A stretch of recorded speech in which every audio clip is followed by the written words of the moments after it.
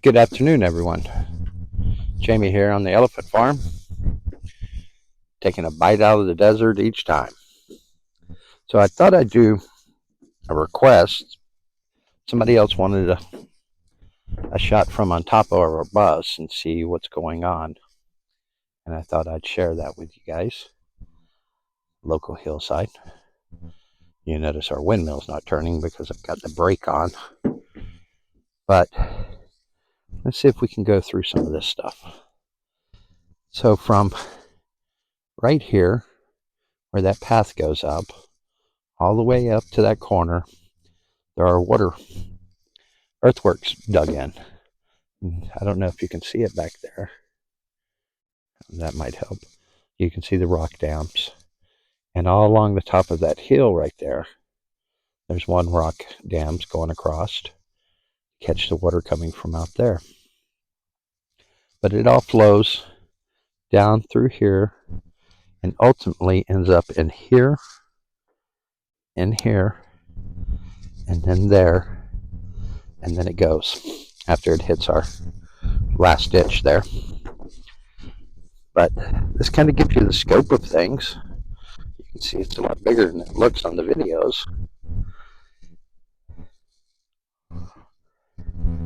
I hope you enjoy this view. Now we're planted all the way out to that second pathway and out to there. Started on the pathway going up towards the top, and our next focus is going to be, let's see if I can get my finger in there, right in here. We're going to work our way up this way. And in the meantime, before planting trees, we'll plant our shrubs and ground cover in these here. We got trees going to go in next to the bus. I'm going to try something different here, and I'll show you all that in a few minutes. But I thought maybe you'd enjoy this. Now over here is the main garden where we got everything dug in. Everything is pretty much planted. There's a couple of things new out there that I'll show you, and a couple more things going to go in out there before I call this done. And we got a project right over in here, right here in the center of the screen, that's going to be happening. I'll show you that. But I hope you enjoy this.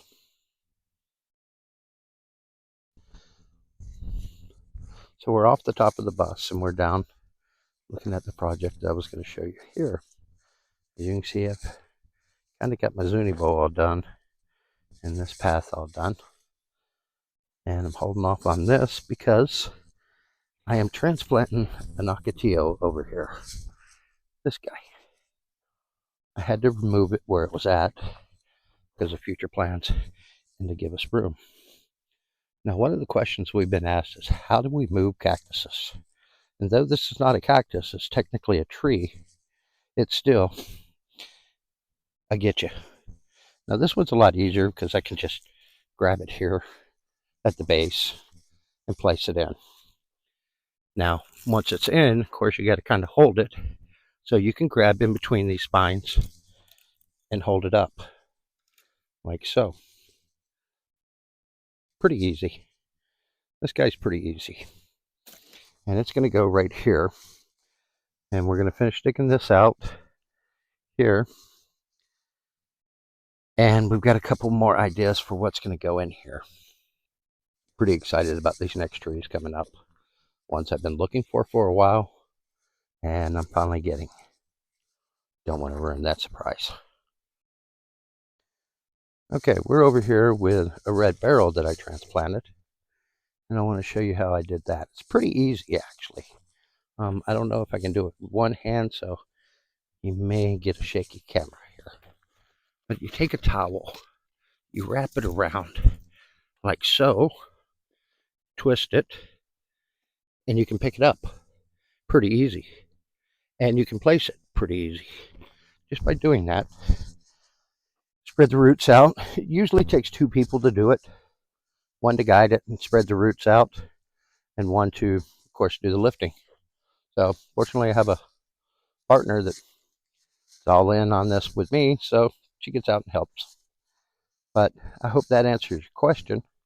And of course, this is a big one. The little ones are much easier to do.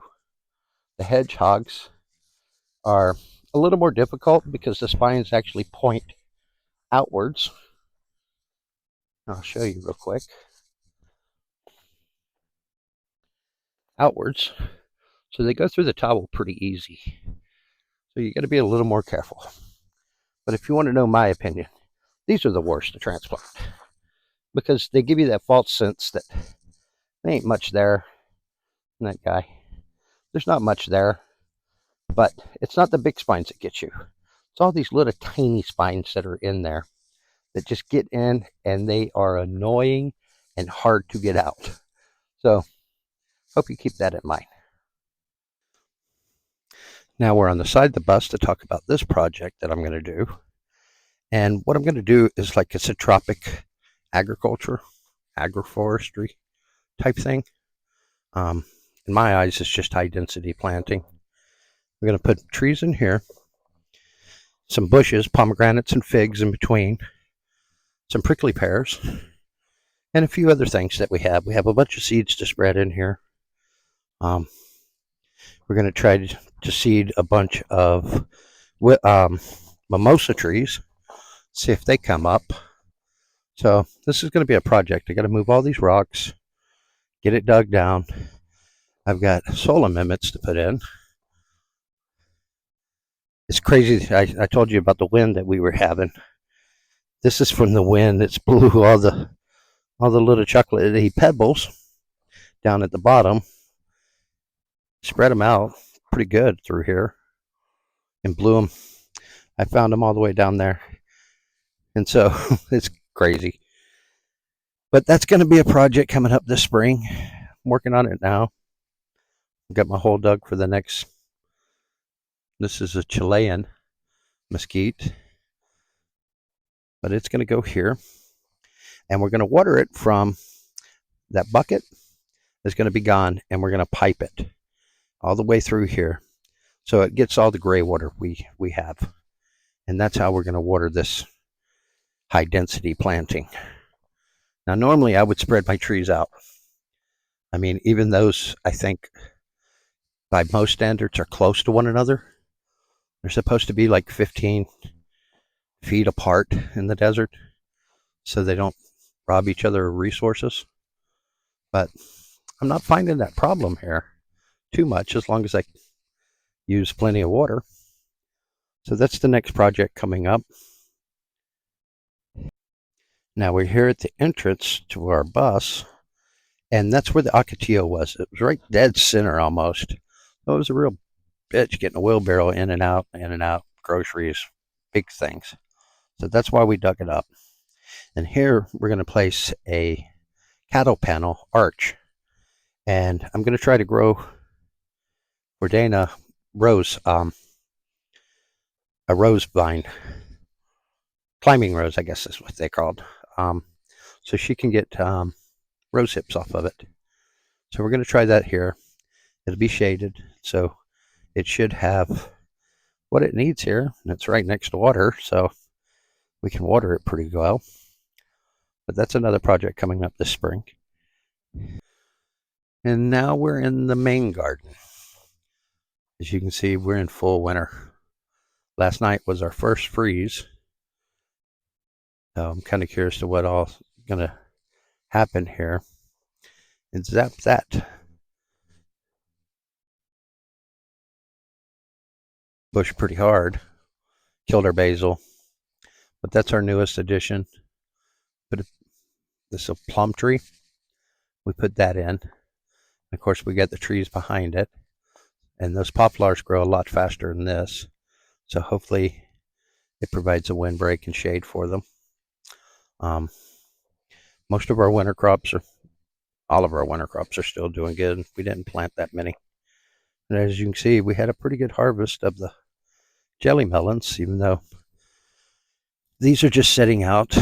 We're going to let them dry up and get seeds from them. Quite colorful at this point. This guy's really orange.